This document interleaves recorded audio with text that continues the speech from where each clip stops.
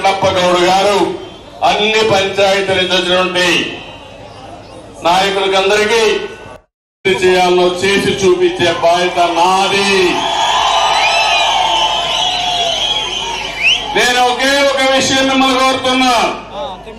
ఇప్పుడే ఆనంద్ రెడ్డి గారు చెప్పారు, వస్తామంటే నాకే ఎంత ఆనందంగా ఉందంటే 30 రకాల కూరగాయలతో ఇక్కడ పండిన కూరగాయలతో నాకు బ్రహ్మాండమైన హారం తయారు చేసేశారు. ఇది కళ నిజమా నాకే అర్థం కావడంలా. అంటే మామూలుగా 30 రకాల కూరగాయలు పండుతాయని ఎవరు ఊహించారు. అది కూడా ఒక పెద్ద హారం తయారు చేస్తారని ఓకే అందలేదు. నేను 25 సంవత్సరాల కంటే ముందు ఇన్ఫర్మేషన్ టెక్నాలజీని ప్రమోట్ చేశా. జ్ఞాపకం ఉన్న తమ్ముళ్ళలోనే అడుగుతున్నాను మిమ్మల్ని అందరినీ. అప్పుడే నేను హైటెక్ ఇన్ అగ్రికల్చర్ వ్యవసాయంలో హైటెక్ కూడా తీసుకొచ్చిన ఘనత తెలుగుదేశం పార్టీకే దక్కింది. దాని ఫలితమే 30 రకాల కూరగాయలు ఈ రోజు రామకుప్పంలో పండుతున్నాయి. ఆ రోజు మీరు చూస్తే ఇజ్రాయెల్ టెక్నాలజీ చెల్దిగాని పనిలో మొట్టమొదటిసారిగా భారతదేశంలో ప్రవేశపెట్టిన పార్టీ ఏదైనా ఉందంటే అది తెలుగుదేశం పార్టీ. అది తెలుగుదేశం పార్టీకి ఉండే విజన్ అది. ఆ తర్వాత మీరు చూస్తే నేను మైక్రో ఇరిగేషన్ కూడా తుంపర్ల సేద్యం గాని బిందు సేద్యం గాని 100% ఎస్సీలకైతే 100% సబ్సిడీతో ఇచ్చానంటే అది తెలుగుదేశం పార్టీ విజన్ అది. ఎందుకంటే మైక్రో ఇరిగేషన్ వల్ల 1 ఎకరాకు వాడే నీళ్లు పొదుపుగా 3 ఎకరాలకు ఉపయోగించుకోవచ్చు. దిగుబడి పెరుగుతుంది, మీ ఆదాయం పెరుగుతుంది, నాణ్యమైన క్వాలిటీ అంతా కూడా వచ్చే అవకాశం ఉంటుందనే ఉద్దేశంతో దీనికి కూడా ప్రాధాన్యత ఇచ్చాను. నేను ఒకటే మిమ్మల్ని కోరుతున్నా, ఈ నియోజకవర్గంలో నీటి ఎద్దడి లేకుండా చేయాలనుకున్నాను. హంద్రీ నీవా నీళ్లు వీకోట వరకు తీసుకొస్తే 13% పనులు కావాలి. దుర్మార్గమైన పాలన చేయలా పని చేయకుండా మీనమేషాలు లెక్కేశారు. ఈ రోజు నేను వస్తున్నానంటే బ్రుక్లైన్లు పెట్టి కలబెడుతున్నారు. కాలువలో కలబెడితే ఏం జరుగుతుందని అడుగుతున్నా. అంటే ఈ రోజు మీరు గుర్తుపెట్టుకోవాలి, రేపు ఎన్నికలు వస్తున్నాయి, మనల్ని మభ్య పెట్టాలని ప్రయత్నం చేస్తున్నారు. అదే తెలుగుదేశం గారు ఉండుంటే, మన పార్టీ అధికారులు ఉండుంటే 2020కే నీళ్లు వచ్చేటివి. ప్రతి ఒక్క చెరువుకు నీళ్లు ఇచ్చేవాళ్ళం, పాలారు మొత్తం నీటితో నింపేవాళ్ళం, కరువు అనే మాట లేకుండా చేసేవాళ్ళం.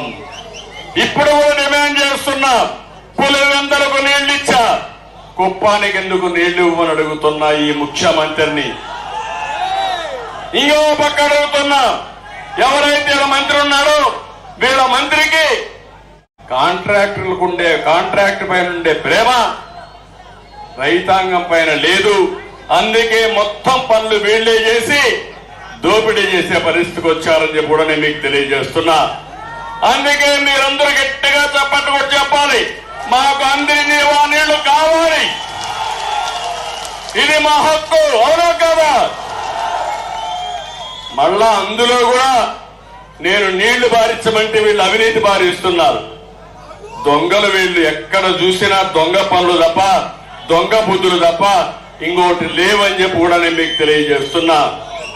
అదే సందర్భంలో నేను ఒకటే మిమ్మల్ని కోరుతున్నాను, ఈ కుప్పం నియోజకవర్గాన్ని ఒక ఆదర్శ నియోజకవర్గంగా తయారు చేయాలనేది నా సంకల్పం.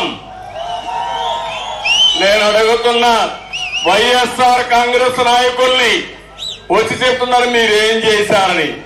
నేను అడుగుతున్నా వీళ్ళందరినీ, ఏం చేశామో ప్రతి ఒక్క గ్రామానికి వచ్చుడు ఒక సిమెంట్ రోడ్డు కనపడొస్తుంది. నువ్వు నడిచేది మేము వేసిన రోడ్ల మీద, నువ్వు చూసేది మేము వేసిన ఎల్ఈడి బల్బుల దీంట్లోనే చూస్తున్నావు. ఇంకొక పక్క మీ పిల్లలు చదువుకుని బిడ్డ స్కూల్స్ లోనే కాలేజీల్లోనే, అవునా కాదా తమ్ముళ్ళు అని అడుగుతున్నా. మీరు తాగే నీళ్లు నేను కట్టిన పాలారు చెక్ డ్యాముల ద్వారానే. అవునా కాదా అని మిమ్మల్ని అడుగుతున్నా.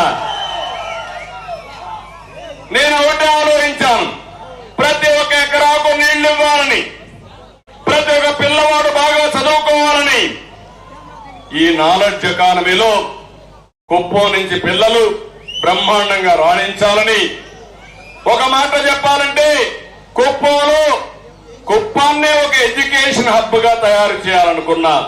ఇప్పుడు అలాంటి పిల్లలు నేను చూస్తున్న వాళ్ళకి ఏం అర్థం కాదు, కానీ నా మీద నమ్మకం ఆ తల్లికి, ఆ తండ్రికి, ఆ పిల్లలకి. దానికంటే ఏం కావాలో అడుగుతున్నా. అందుకే మెడికల్ కాలేజ్ తెచ్చాను, ఇంజనీరింగ్ కాలేజ్ తెచ్చాను, యూనివర్సిటీ తీసుకొచ్చాం, డిగ్రీ కాలేజ్ పెట్టాం, జూనియర్ కాలేజీలు పెట్టాం, హై స్కూల్స్ పెట్టాం. ఇప్పుడే నేను వస్తా ఉంటే రెసిడెన్షియల్ స్కూల్ ఉంది, అక్కడ సోషల్ వెల్ఫేర్ నేను పెట్టింది. పక్కనే tribal welfare school, residential school ఉంది. ఆ పిల్లలందరూ బయట వస్తా ఉంటే గేట్ వేసి అడ్డుకున్నారు. పాపం వాళ్ళని అడ్డుకున్నారు, కానీ వాళ్ళ మనసులు మాత్రం మీరు అడ్డుకోలేరు. ఆ విషయం గుర్తుపెట్టుకోమని హెచ్చరిస్తున్నా. నిలబెట్టాను, అడిగాను, అడిగితే వాళ్ళు చెప్తున్నారు ఇక్కడ పనిచేసే టీచర్లకు జీతాలు ఇవ్వడంలా, ఆడ పనిచేసే స్కావెంజర్కి డబ్బులు ఇవ్వడంలా. అంటే మీ యొక్క దౌర్భాగ్యం దీన్ని బట్టి అర్థమవుతుంది. ఈ రోజు మీరు చూశారు, ఫీజు రీఎంబర్స్మెంట్ అని అట్టహాసంగా బటన్ నొక్కాడు.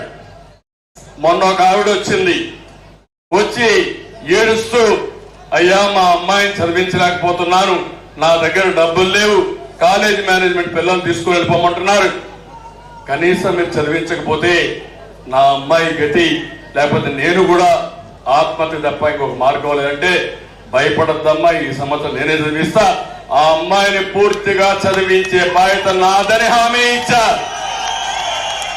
అంటే రాష్ట్రంలో ఎంతమంది పిల్లలకు మీరు ఫీజు రీఎంబర్స్మెంట్ ఎగ్గొట్టారు? బటన్ నొక్కడం ఎందుకు?